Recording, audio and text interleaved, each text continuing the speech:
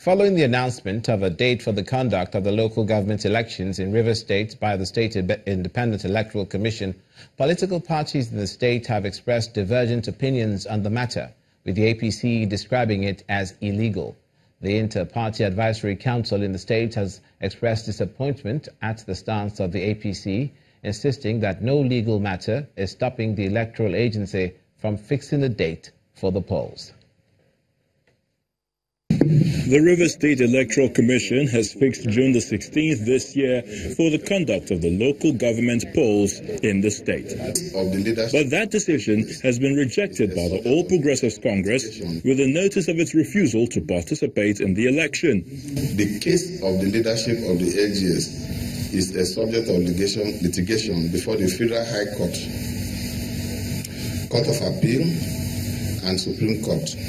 Until the cases are decided by the courts, any action by RESIEC and the Rivers State government on the subject matter is an affront to the rule of law, and that the APC will not partake in this illegality. For the PDP and other political parties under the aegis of the Inter-Party Advisory Council, the decision of the APC is unfortunate. They believe the excuse of any legal impediment holds no water. Their so-called candidates sought leave to appeal against the Court of Appeal, and which is the subject of the appeal in the Supreme Court, is the disciplinary decision of the Federal High Court that has no bearing on the fact that the Court of Competent Jurisdiction has, in fact, annulled the election of May 23rd, 2015. But for the local government elections, everything else seems set for the exercise as announced by the electoral umpire, INEC. In continuation of its efforts at checking sharp practices and ensuring the availability of petroleum products, the Department of Petroleum Resources says it sealed up over 10 filling stations in Adamawa, Taraba, and Kaduna states. The affected stations were found to be hoarding, diverting, and selling above government-approved pump price. In the southeast, the Nigeria Security and Civil Defense Corps has raised an alarm over the reckless increase in petroleum products price adulteration going on at the banks of the River Niger in Onitsha.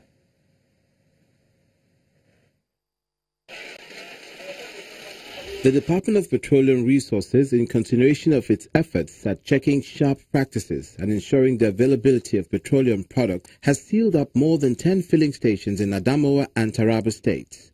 The affected petrol stations were found to be hoarding, diverting, and selling above government-approved pump price. The DPR controller for Adamawa and Taraba states says it will continue to do everything necessary to bring sanity and make the product available to the filling stations. We have been meeting, we have been going out with you. We see some in Wukari, Tabkun, Motubiu, Yola Town, and a number of local government within Adamawa State.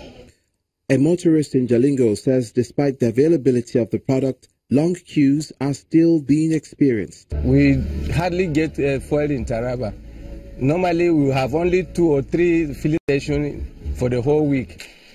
Meanwhile, during a routine inspection of filling stations in Kachia and Kafanchan areas in the southern part of Kaduna State by officials of the DPR, over 10 petrol stations were sealed by the agency for various offences including hoarding, diversion, selling above pump price and under-dispensing of products to the public. The government is urged to make the refineries work optimally in order to reduce importation of products.